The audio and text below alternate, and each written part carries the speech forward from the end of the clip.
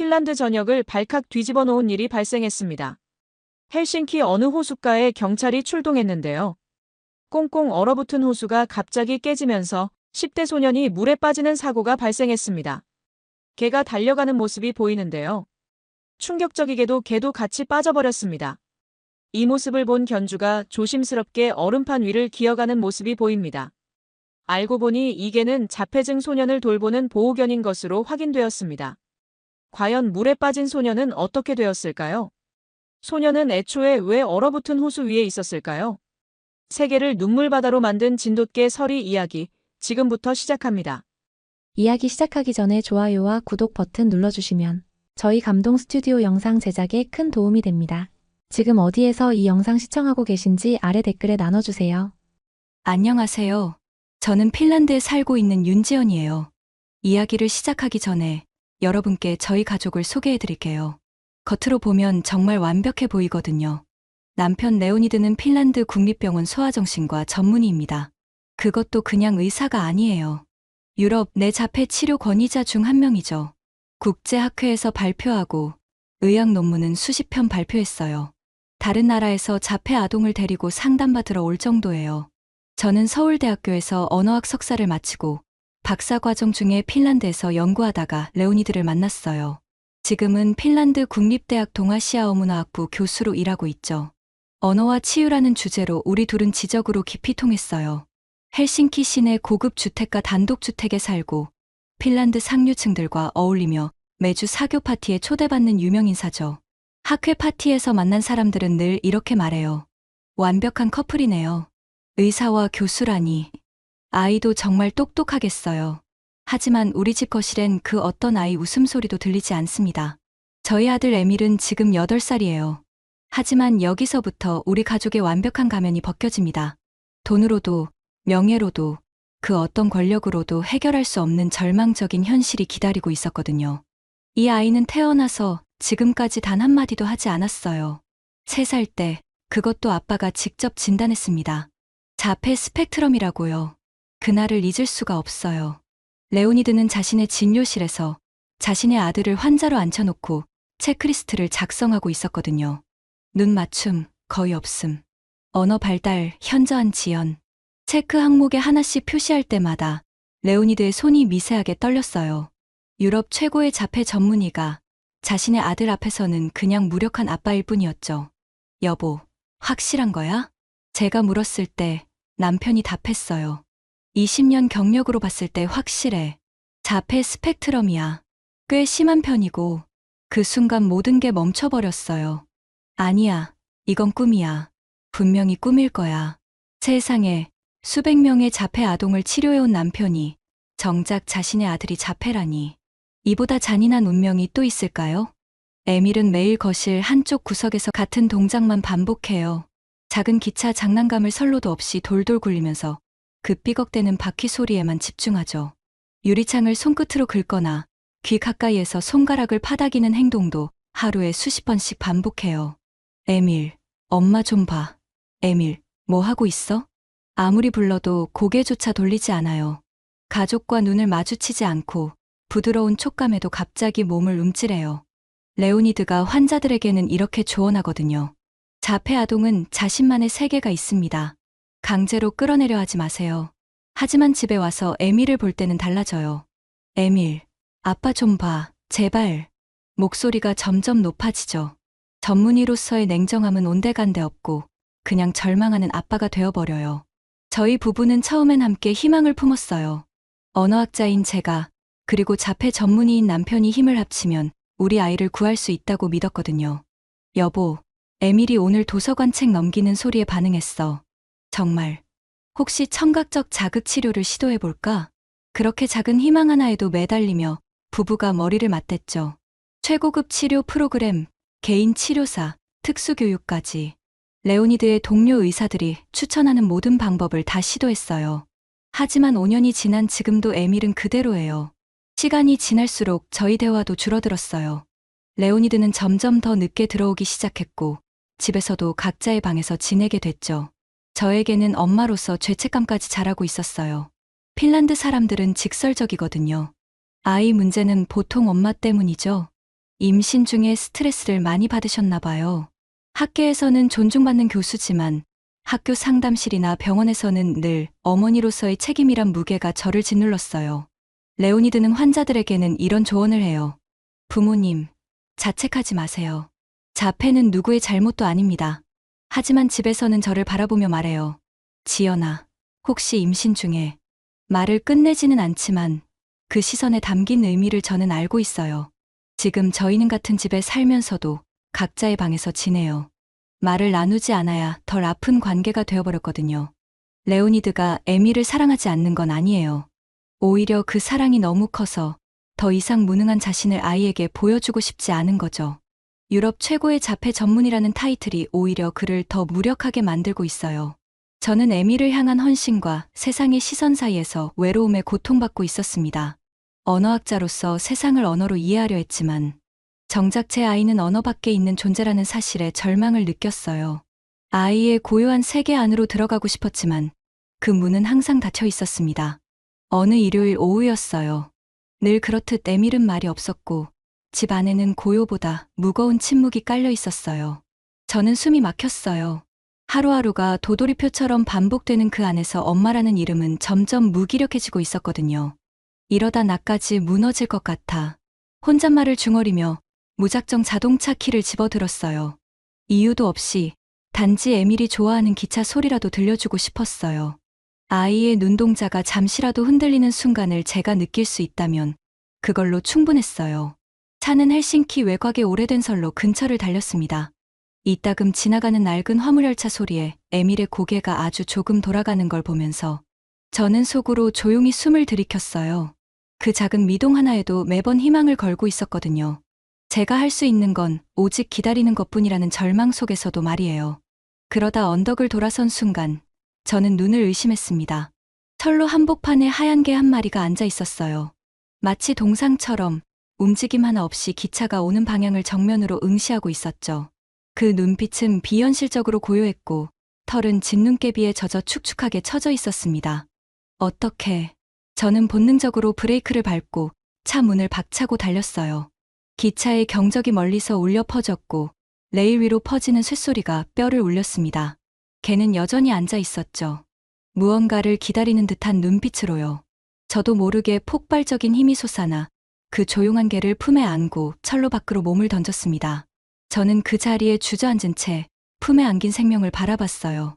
하얗고 조용하고 이상하리만치 차분한 존재였죠. 놀라 도망치지도 짖지도 않았어요. 작게 떨리는 숨소리만이 살아있음을 증명하고 있었습니다. 멍하니 일어나 차로 돌아가려는데 뭔가를 느꼈어요. 차창 너머로 에밀이 그 장면을 바라보고 있었거든요.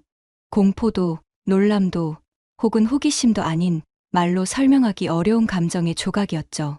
짧은 순간이었지만 저는 아들이 세상을 응시하고 있음을 느꼈습니다. 근처 동물병원으로 달려가서 마이크로칩 확인했어요. 그러나 아무 정보도 없었어요. 유기견 보호소에도 등록된 개는 없었고 잃어버린 개라는 신고도 없었죠. 포스터를 붙이고 지역 커뮤니티에도 사진을 올렸지만 며칠이 지나도 연락은 오지 않았습니다. 그 개는 독특했어요. 시끄러운 대기실에서도 짖지 않았고 낯선 손길에도 움찔하지 않았어요. 그저 눈을 마주치고 묵묵히 곁에 머무는 존재였습니다. 사람과의 거리를 자신이 결정하는 것처럼 보였어요. 그런데 믿기 어려운 일이 발생했어요. 보호소에서 저를 따라오려 하길래 무심코 말했거든요. 기다려. 그 한마디에 하얀 개는 멈춰 서서 저를 바라보더니 그 자리에 가만히 서 있었어요. 놀라움보다 왠지 모를 운명 같은 느낌이었어요. 이 아이, 한국말을 알아듣는 걸까? 저는 다시 한번 낮게 속삭였어요. 앉아. 개는 그대로 조용히 바닥에 앉았어요. 그때부터 제 머릿속에 스친 건 단 하나였습니다. 이 아이는 한국에서 온 개일 수도 있다는 생각이었어요. 며칠 뒤 병원에서는 임시 보호를 제안했어요. 평소 같으면 남편과 상의 후 신중히 결정했겠지만 이상하리만치 자연의 순리처럼 당연하게 느껴졌어요. 바로 수락했죠. 저는 자신도 모르게 이미 이 존재를 받아들이고 있었어요. 마치 이 만남이 정해진 퍼즐 조각처럼 느껴졌어요. 저는 그 하얀 개에게 설이라는 이름을 붙였습니다. 눈 내리던 날 철로 위에서 만난 모든 소음 속에서도 조용히 앉아있던 그 아이. 하얀 눈의 그림자처럼 조용히 저희 가족 삶에 스며든 존재였어요. 서리와 함께한 첫날 밤이었어요. 거시엔 익숙한 침묵이 흘렸지만 그 공기는 미묘하게 달라져 있었어요. 에밀은 평소처럼 유리창 곁에 앉아 있었어요. 창을 긁는 손끝의 각도, 손가락을 귀 가까이 대며 떨리는 작은 진동. 모든 게 늘 그랬던 루틴 속 반복이었죠. 하지만 그날은 달랐어요. 에밀의 시야에 하얀 그림자가 걸쳐졌어요. 설이었죠. 조용히 아무 소리도 없이 그 옆으로 다가와 바닥에 눕더니 엎드린 채로 에밀 쪽을 향한 채 아무 말도 없이 있었어요. 그 후로 설이는 에밀의 루틴에 개입하지 않았어요. 에밀이 매일 같은 시간, 같은 동작으로 기차 장난감을 돌리는 자리에 설이는 어느 날부터 조용히 함께 앉았죠. 지금까지 모든 사람들이 에밀에게 그만해, 다른 걸 해봐라고 말했어요. 하지만 설이는 달랐습니다. 아이의 반복을 멈추라고 하지도 바꾸라고 하지도 않았어요. 그저 그 옆에서 같은 리듬으로 함께 숨쉬고 있을 뿐이었죠.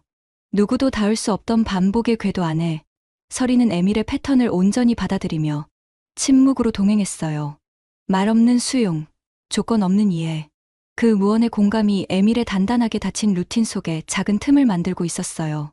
에밀은 처음엔 고개를 돌려 외면했어요. 하지만 다시 천천히 설이를 바라봤죠. 그리고는 아주 조심스럽게 서툰 손짓으로 설이의 등 쪽 털을 몇 번 쓸었어요. 그 순간 유리창 긁는 소리가 멈추었습니다. 저는 부엌에서 숨도 쉬지 않고 그 장면을 조용히 응시했죠. 에밀이 누군가에게 손을 뻗었어. 마음속으로 혼자 쾌재를 불렀어요. 어떤 말로도 설명할 수 없는 감정이었어요. 기쁘면서도 무서웠죠. 이걸 믿어도 되는 걸까? 하지만 남편 레오니드는 달랐어요. 그는 여전히 거리두기 중이었죠. 애가 걔한테 반응을 한다고 해서 치료가 되는 건 아니야. 차가운 어조로 말했어요. 그냥 자극에 반응한 거지. 이건 감정이나 교감이 아니야. 처음 제가 설이를 데려왔을 때부터 레오니드는 못마땅해 했어요. 상의도 없이 갑자기 걔를 데려온 것도 그렇고 자폐가 있는 에밀에게 동물이 어떤 영향을 줄지 모른다며 우려했거든요. 저는 아무 말도 하지 않았어요. 대답 대신 에밀이 설이의 목줄을 조용히 쥐고 산책하듯 걷는 모습을 손가락으로 가리켰어요. 레오니드는 그걸 바라보다가 조용히 방으로 들어갔어요. 잠시 후 복도에서 그의 목소리가 들렸어요. 이건 그냥 일시적인 반응일 뿐이야. 의학적 근거는 없어.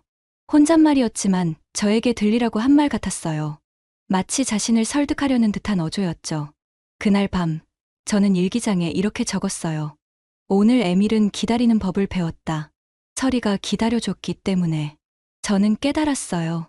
아이에게 언어란 반드시 입에서 나와야 하는 게 아니었어요. 에밀은 지금도 누군가와 말없이 대화 중이었어요.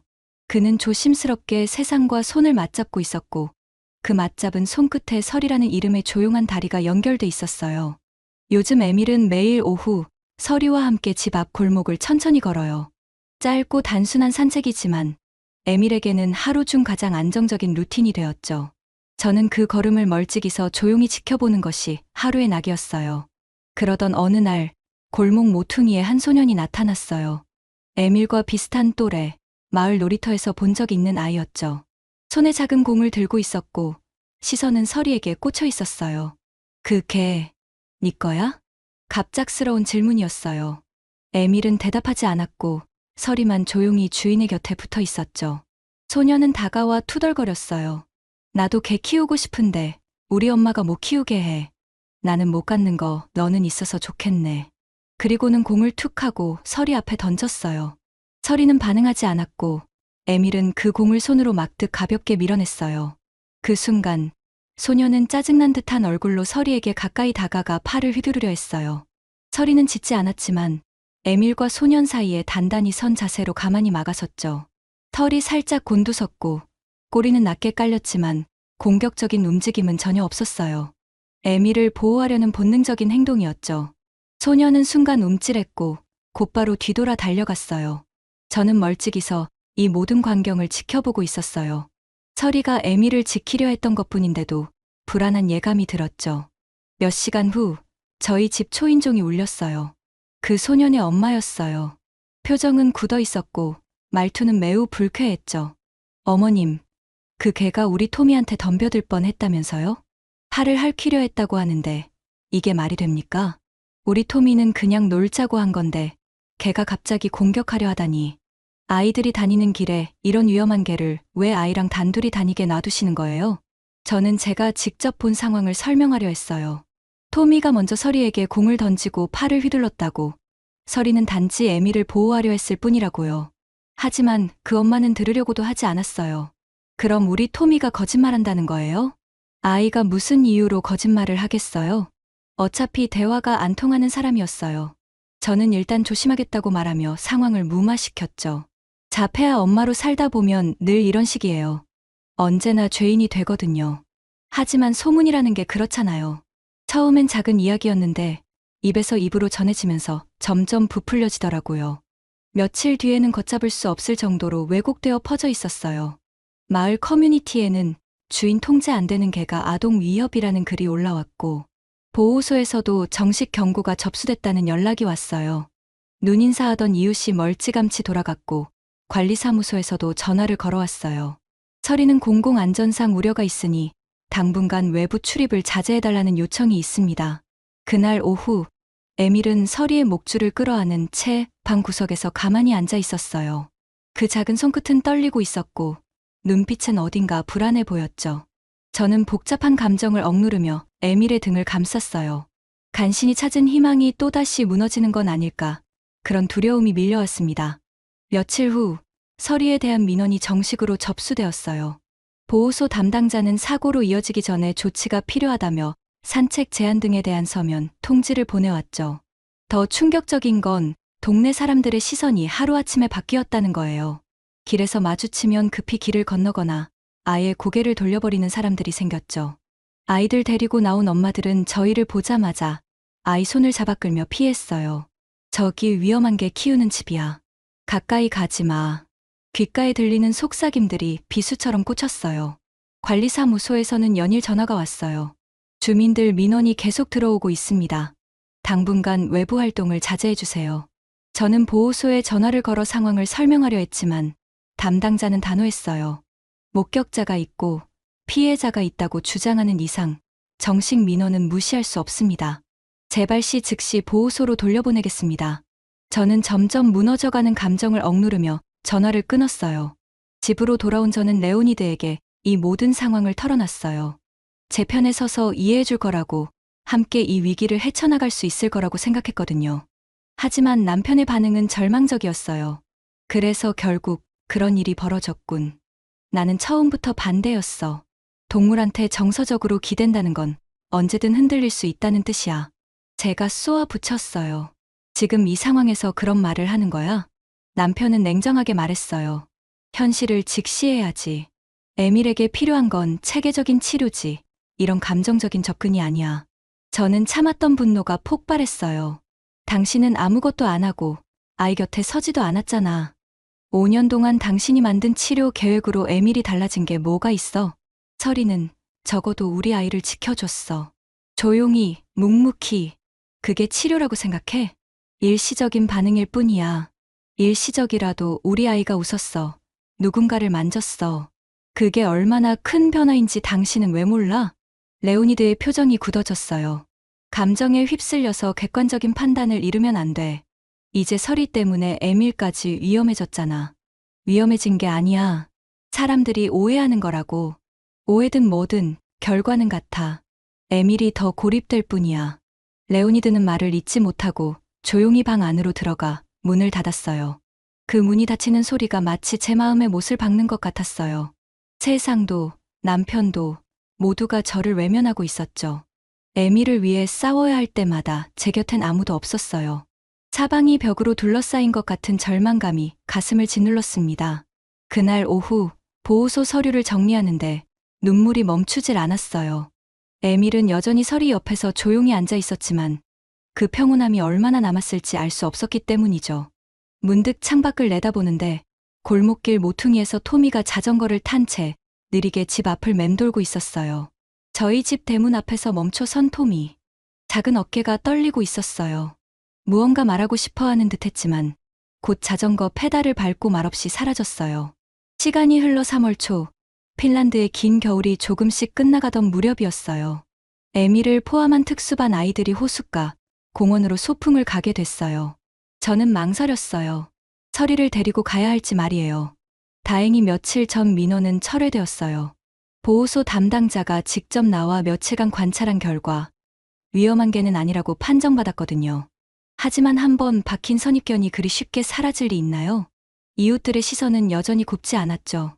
하지만 에밀이 서리 없이는 외출을 힘들어하기에 결국 서리를 데리고 동행하기로 했어요. 공원에는 동네 다른 아이들도 함께 있었어요. 그 중에는 토미도 포함돼 있었어요. 저는 벤치에 앉아 아이들이 노는 걸 멀리서 바라봤어요. 서리는 조용히 제 곁에 웅크리고 있었죠. 에밀은 놀랍게도 처음 보는 아이들과 같은 공간 안에서 긴장하지 않고 어울리는 듯 보였어요. 이따금씩 서리 쪽을 바라보면서 말이에요. 저는 처음으로 에밀이 사회 안에 존재하고 있다는 걸 느꼈어요. 오랜만에 평화로운 오후를 보내던 그때였어요. 공원 반대편에서 토미가 눈 위를 달려 호수 가장자리로 뛰어나갔어요. 얘들아, 이쪽 괜찮아. 얼음 진짜 안 깨져. 토미는 신이 난 듯 호수 위로 발을 내딛었고 친구 몇 명이 따라가려는 찰나쨍하고 금이 가는 소리가 울려 퍼졌어요. 순식간에 얼음이 무너졌고 토미의 몸이 물속으로 빨려 들어갔어요. 아이는 비명을 지를 겨를도 없이 잠겼고 주변은 단숨에 아수라장이 되었어요. 선생님은 다급히 구조 요청을 시도했고 다른 아이들은 방방 뛰며 비명을 질렀어요. 그런데 그 순간 서리가 바로 반응했어요. 제가 말릴 새도 없이 서리는 번개처럼 달려나갔어요. 누구보다 먼저 단 한 치의 망설임도 없이 곧장 물가로 향한 서리는 미끄러운 눈을 딛고 얼음 위를 내달리더니 본능적으로 가장 얇은 지점을 피해 토미가 빠진 인근 얼음 위에 몸을 던졌어요. 서리, 안 돼. 얼음이 다시 쾅 하고 깨졌고 하얀 그림자가 물속으로 사라졌어요. 저는 비명을 질렀어요. 에밀도 그 모든 광경을 가만히 바라보고 있었어요. 긴 정적이 흘렀어요. 잠시 후 얼음물 위로 두 생명의 형체가 떠올랐어요. 서리가 토미의 옷깃을 입에 물고 있었어요. 물속에서 끌어올린 토미의 상반신이 드러났고 근처에 도착한 어른 두 명이 얼음가에 몸을 숙이며 토미를 힘껏 끌어올렸어요. 그 순간이었어요. 서리의 뒷다리가 얼음 아래로 다시 빨려 들어갔어요. 안 돼, 서리. 제 비명이 공기를 찢었어요. 서리의 하얀 몸이 물속으로 사라졌어요. 얼음 조각들이 다시 덮이며 구멍이 좁혀졌어요. 저는 얼음가로 달려가 소리쳤어요. 서리, 안 돼. 어서 나와. 제발. 차가운 공기 속에서 몇 초가 몇 시간처럼 느껴졌어요. 그러다 얼음 틈 사이에서 서리의 앞발 하나가 물 위로 느릿하게 올라왔어요. 다리 하나, 그리고 또 하나. 온몸이 젖은 서리가 떨며 몸을 끌어올렸어요. 어른들이 달려가 서리의 몸을 붙잡아 끌어냈어요. 저는 그 자리에 무너져 주저앉죠. 서리 몸은 널브러진 채 미동도 없이 눈을 감고 있었고 그 옆엔 토미의 신발 하나가 덩그러니 놓여 있었어요. 신고를 받고 출동한 구급대가 도착했을 때 토미는 가슴을 헐떡이며 눈을 뜨고 있었지만 서리는 차가운 얼음 위에 깊은 잠에 빠진 듯 미동도 없었어요. 저는 울부짖으며 서리의 몸을 끌어안았어요. 제발 도와주세요. 뭐라도 해주세요. 구급대원들은 두 생명을 각각 다른 구급차에 나눠 태웠고 병원으로 향하는 사이렌 소리는 핀란드의 맑고 차가운 하늘을 가르며 길게 퍼져나갔어요. 토미는 곧 회복세를 보였어요. 저체온증 초기 증상만 있었을 뿐 폐에도 큰 물은 차지 않았고 의식도 빠르게 돌아왔습니다. 그러나 서리는 달랐어요. 심한 탈진과 저체온, 폐에 일부 물이 들어가 호흡이 급격히 불안정해졌어요. 수의사는 안정을 찾기 위해 따뜻한 수액과 산소, 마스크를 서리의 코에 부착한 채 중환자실에서 경과를 지켜보아야 한다고 했어요. 저는 ICU 유리창 너머 작은 산소 챔버 안에 누운 서리를 멍하니 바라보았어요. 에밀은 제 옆에서 조용히 앉아 있었어요. 그때였어요. 에밀이 천천히 일어나 유리창 쪽으로 걸어갔어요. 에밀은 작은 손바닥을 유리에 대고 서리를 바라보았어요. 그 눈빛에는 제가 한 번도 본 적 없는 무언가가 있었어요. 서리, 세상이 멈췄어요. 8년 동안 단 한마디도 하지 않았던 제 아이가 말을 한 거예요. 떨리는 목소리였지만 분명하고 또렷한 첫 마디였어요. 에밀. 제 목소리도 떨렸어요. 아이는 여전히 유리창에 손을 대고 서 있었어요. 제 아이가 누군가를 걱정하며 부르고 있었어요. 그동안 사람들이 뭐라고 했죠? 감정이 없다고, 교감이 불가능하다고. 하지만 지금 제 아이는 간절하게 친구를 부르고 있었어요. 저는 눈물을 닦으며 에밀의 옆에 무릎을 꿇었어요. 그래, 에밀. 설이한테 말해. 엄마도 함께 부를게. 그 순간 설이가의 귀가 살짝 움찔했어요. 마치 에밀의 목소리를 들은 것처럼. 그때 뒤늦게 도착한 남편이 급히 달려와 우리 모자 옆에 무릎을 꿇었어요. 지금 에밀이 말한 거야? 레오니드의 목소리가 떨렸어요. 설이. 에밀이 또다시 불렀어요. 이번에는 아빠까지 있는 앞에서 5년 동안 감정적으로 단절되어 있던 남편이 처음으로 무너져 내렸습니다. 저희 부부는 아무 말도 하지 않은 채 에밀을 가운데 두고 서로를 껴안았어요. 마치 세상이 무너져도 이 순간만은 놓치고 싶지 않다는 듯이. 그로부터 이틀 후 토미와 그의 어머니가 병원에 찾아왔어요. 토미는 고개를 푹 숙인 채 제 앞에서 조심스럽게 서더니 자신의 잘못을 고백하기 시작했어요. 그날 설이가 제 팔을 물려고 했다는 건 다 거짓말이었어요. 저는 토미를 가만히 바라보며 그 말이 진심인지 지켜봤어요. 그날 설이가 에밀이랑 함께 있는 걸 보고 너무 부러웠어요. 저도 설이처럼 복슬복슬한 강아지를 키우고 싶었는데 부모님이 안 된다고 해서 너무 속상했거든요. 에밀이 매일 설이랑 산책하고 같이 노는 게 너무 부러웠어요. 그런데 전 맨날 혼자였거든요. 그래서 괜히 밉고 질투나서 그랬어요. 토미는 잠시 멈췄다가 고개를 더 깊이 숙였어요.